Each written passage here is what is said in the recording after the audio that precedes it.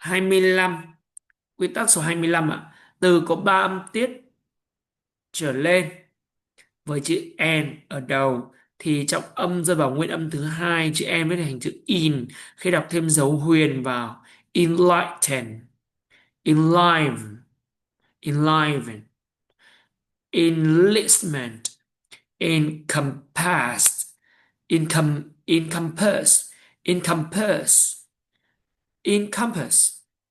encompass, encompass, encompass, encompass, encompass, engraving, engraving, encircle, encircle, encounter, encounter, entangle, entangle, enrollment, enrollment, entitle, entitle, encourage, encourage, endeavor, endeavor, enjoyment, enjoyment,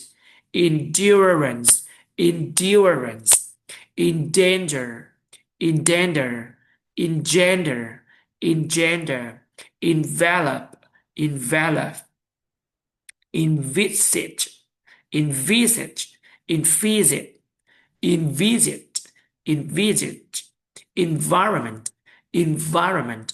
endowment, endowment, endue, enthusiasm,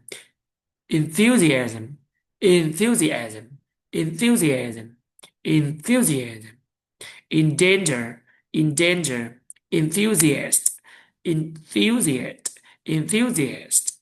enclosure, enclosure, enhancement, enhancement,